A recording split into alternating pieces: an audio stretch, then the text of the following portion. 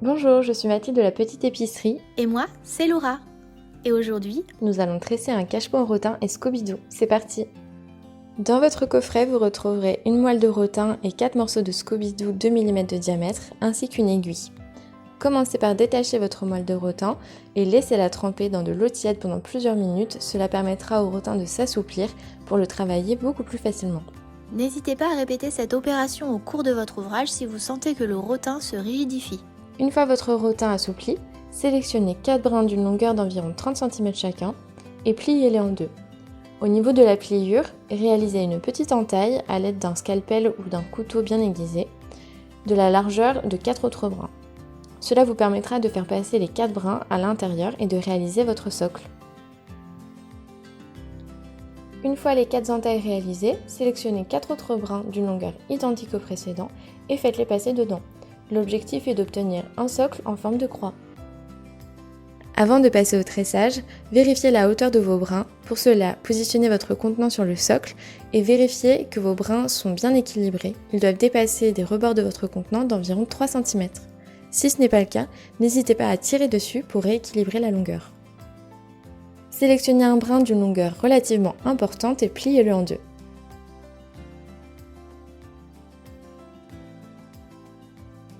Passez-le autour des 4 premiers brins de votre socle et tressez. Pour cela, c'est simple. Prenez le brin du dessus et passez-le en dessous des 4 prochains brins et le brin du dessous, passez-le au-dessus des 4 prochains brins. Pour les autres brins, faites ainsi de suite tout autour et tressez jusqu'à ne plus avoir de brins.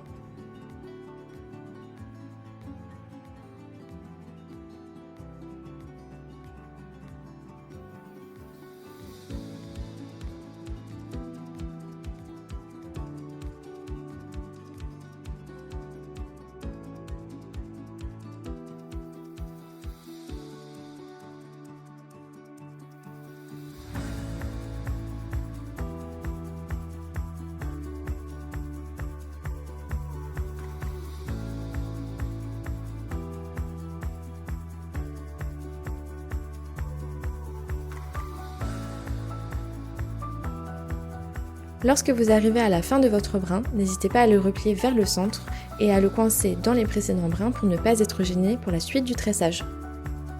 Une fois votre socle tressé en 4 brins, maintenant séparez tous vos brins en duo. Sélectionnez un brin d'une longueur relativement importante et pliez-le en deux. Le principe est le même que précédemment, il faut passer le brin au-dessus et en dessous de chaque duo.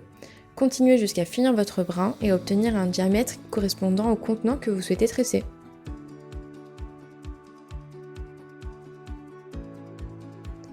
Ici, c'est important de bien répartir chaque duo autour de votre socle de façon à obtenir une forme de soleil et d'avoir un très joli rendu sur votre cache-pot tressé.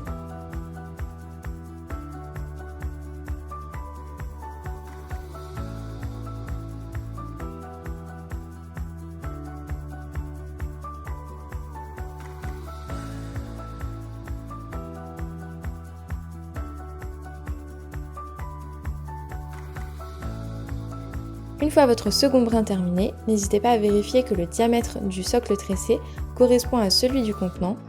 Si ce n'était pas le cas, reprenez un brin et continuez de tresser en duo. Une fois votre socle réalisé, continuez de tresser à l'unité. C'est simple, il suffit de séparer chaque brin cette fois un à un, tout autour en formant un joli soleil, et sélectionnez un brin que vous repliez en deux et vous continuez de tresser au-dessus et en dessous. Pour faciliter le tressage, n'hésitez pas à placer votre contenant au centre de votre réalisation et tresser tout autour.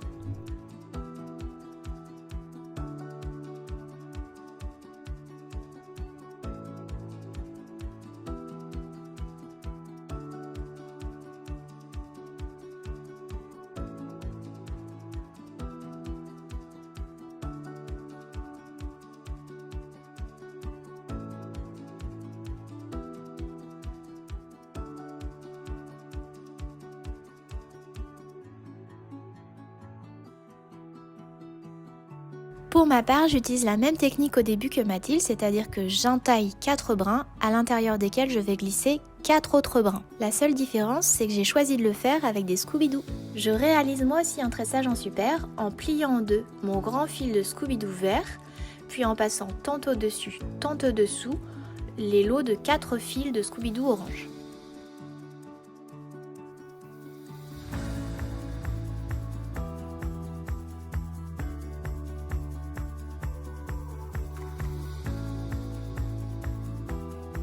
Alors c'est ici que ma méthode diffère de celle de Mathilde.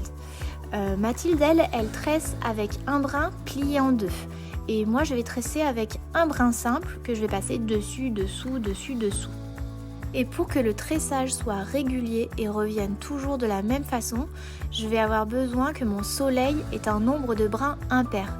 C'est-à-dire que je vais devoir couper un Scooby-Doo orange.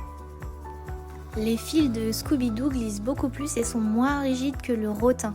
Donc si vous rencontrez des difficultés pour maintenir votre ouvrage en place, n'hésitez pas à mettre un petit point de colle qui permettra de rigidifier le tout. Ça respecte peut-être pas les codes de la vannerie traditionnelle, mais ça vous permet de faire quelque chose de réussi. On passe désormais au remplissage. Pour cela, continuez exactement la même technique, mais disposez votre vannerie contre votre cache-pot pour en épouser la forme. Vous pouvez bien sûr faire varier les plaisirs en ajoutant du rotin, en changeant un petit peu les motifs, en passant parfois sous 2 brins, puis sur 2 brins, puis sous 2 brins. Vous pouvez aussi tisser 2 brins à la fois. C'est le moment de laisser votre créativité s'exprimer. Nous vous avons fourni dans le Make It une aiguille qui vous permet de réaliser des points de vannerie un peu plus minutieux. Par exemple ici, j'ai fait 3 tours de Scooby-Doo jaune autour de mon cache-pot. À l'aide de l'aiguille, je fais passer mon Scooby-Doo vert au-dessus et en dessous du Scooby-Doo jaune. Vous pouvez aussi teinter votre rosier. Pour cela, rien de plus simple, il suffit d'utiliser des pelures d'oignon ou du thé et de tremper votre ouvrage terminé à l'intérieur pendant 10 minutes pour un résultat léger, jusqu'à 40 minutes à 1 heure pour quelque chose de beaucoup plus foncé. Et voici 3 façons de finir votre panier à tresser. La première est très simple. Il suffit de rabattre chaque brin l'un dans l'autre, de façon à ce qu'il soit bloqué dans les précédents brins déjà tressés. Pour la seconde option, c'est très simple, il suffit de continuer de tresser avec un brin plié en deux autour de chaque montant. La petite astuce, c'est d'effectuer une rotation entre chaque montant qui permettra de bloquer le tressage précédent.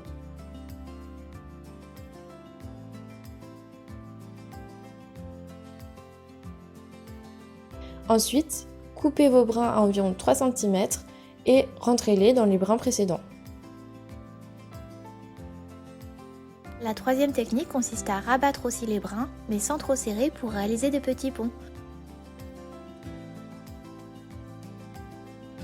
Nous espérons que ce tuto vous a plu et vous aura donné envie de vous initier à la vannerie. Vous pouvez retrouver notre kit sur le site internet lapetiteépicerie.fr, dans une de nos boutiques ou dans nos points de vente partenaires. À bientôt!